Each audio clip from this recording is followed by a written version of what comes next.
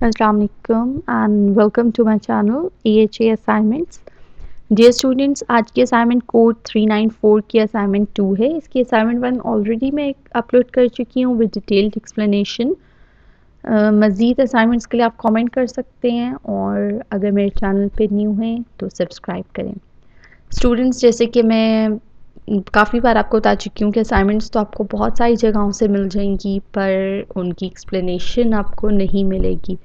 और आपके पास यहाँ पर मेरे चैनल पे आपके पास सबसे बड़ी फैसिलिटी क्या है कि अगर आपको कोई क्वेश्चन नहीं समझ आ रहा, इवन कि मेरी वीडियो देखने के बाद भी आपको क्वेश्चन समझ नहीं आ रहा, तो आप मुझे कमेंट कर सकते हैं और उस स्पेसिफिक क्वेश्चन पे मैं अगेन या तो वीडियो अपलोड कर सकती हूँ या आपको पर्सनली एक्सप्लेन कर सकती हूँ उस क्वेश्चन को। ठीक है, लास्ट सेमेस्टर में भी बहुत सारे ऐसे स्टूडेंट्स थे जो असाइनमेंट कोर्स थी लाइक 438 456 अकाउंटिंग की असाइनमेंट्स थी। उन्हें उनके बहुत सारे क्वेश्चंस में कन्फ्यूजन्स थी। उन्होंने मुझे व्हाट्सएप पे कांटेक्ट किया और मैंने उन्हें वो क्वेश्चंस बाकायदा उस पर एक्सप्लेन किए हैं। तो ये आपके पास बहुत अच्छी फैसिलिटी है।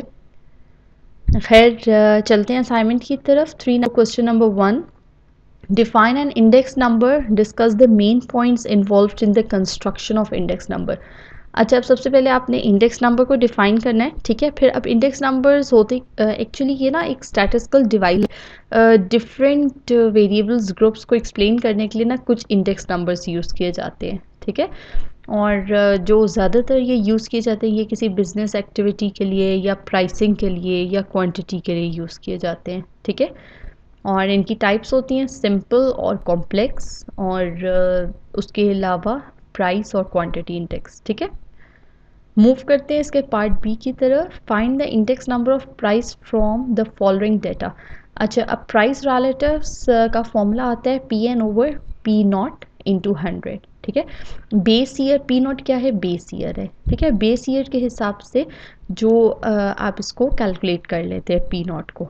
ठीक है, फिर मूव करते हैं क्वेश्चन नंबर 2 की तरफ। Explain the following terms. अब कुछ टर्म्स गिवन है जिसमें फर्स्ट टर्म है random experiment, sample space, event, equally likely events and exhaustive events। ठीक है, इन सारी टर्म्स की आप ब्रीफली इसको एक्सप्लेन करेंगे। ठीक है, ये थियोरेटिकल क्वेश्चन है इसलिए मैं इसको गो थ्रू कर रही हूँ जस्ट।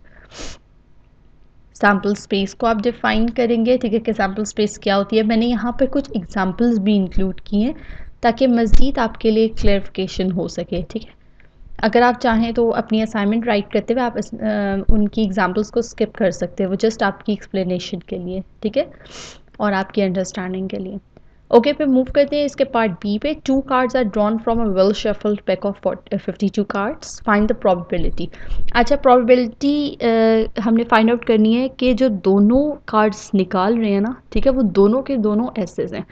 अच्छा, अब एसेस क्या, यानी ए वाले साइन। ठीक है, अब वो 2 कंडीशंस होती हैं कार्ड्स में से कार्ड्स निकालने की, कि या तो एक निकाला है तो जब दूसरा निकालने लगे तो पहला, और दूसरा ये होता है कि हमने वापस नहीं रखा। ठीक है, तो अब उन दोनों की कंडीशंस होती हैं। फर्स्ट, अगर हम रिप्लेस्ड की कंडीशन को चेक करें, ठीक है, रिप्लेस्ड की सिचुएशन में अब जो एसेस के नंबर है ना, यानी वो 4 होते हैं टोटल 52 पैक कार्ड्स में। ठीक है, तो उसका 1 बाय, जब हम उसको टोटल नंबर ऑफ कार्ड से डिवाइड करेंगे तो 1/13, यानी कि जो हमने कार्ड ड्रॉ आउट किया है ना, 2 कार्ड्स जो हमने निकाले हैं वो दोनों के दोनों एसेस हैं, उसकी प्रोबेबिलिटी क्या है कि वो जो हमने मतलब पहला कार्ड जो हमने निकाला है उसकी प्रोबेबिलिटी क्या है कि 1/13 कि वो एस होगा, और जो सेकंड है उसका भी यही है। ठीक है, इसका फिर हम इंटरसेक्शन ले लेंगे। इंटरसेक्शन जब हम प्रोबेबिलिटी में लेते हैं उसका क्या मतलब होता है कि दोनों प्रोबेबिलिटीज़ को हमने आपस में मल्टीप्लाई करना है।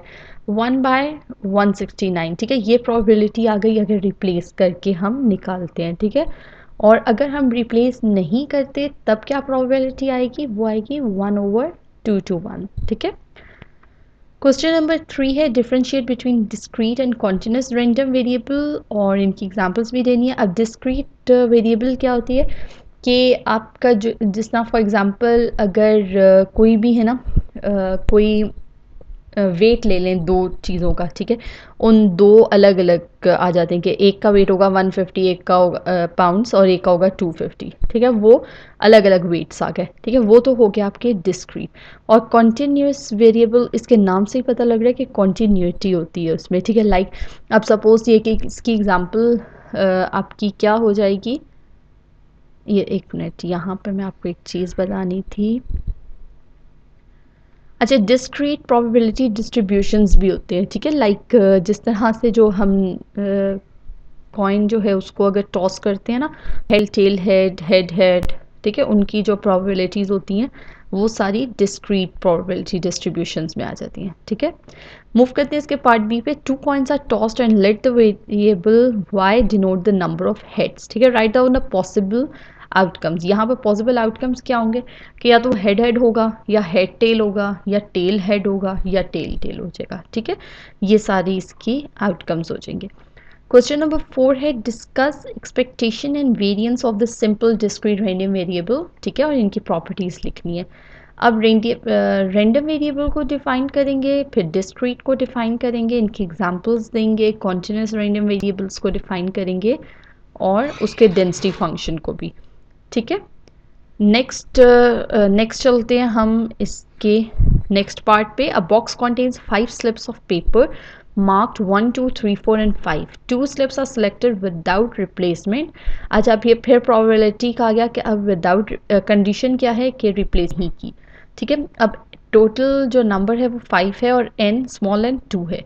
अब इसको NCR फॉर्मूले से करेंगे, ठीक है, 5C2, और सैम्पल्स क्या क्या आ जाएंगे 1 2 1 3 1 4 1 5 2 3 2 4 2 5 3 4 3 5 4 5, और इनके सम सैम्पल्स के क्या हैं 1 + 2 3 4, इस तरह सारे सम्स आ जाएंगे। तो जो total possible variables random variables होते हैं ना वो इनके सम होंगे, यानी कि 3 4 5 6 5 6 7 7 8 9, ठीक है। अब जो टर्म्स रिपीट हो रही हैं वो पॉसिबल रैंडम वेरिएबल्स जो एंड स्टेटमेंट है वो लिखते हुए, ये देखें, ये एंड स्टेटमेंट लिखते हुए उन वेरिएबल्स को आपने रिपीट नहीं करना बल्कि वंस ही लिखना है। फिर अगर विदाउट रिप्लेसमेंट है तो उनके क्या सैम्पल्स होंगे, ठीक है, वो उसके आउटकम्स आ गए। फिर क्वेश्चन नंबर 5 पे मूव करते हैं।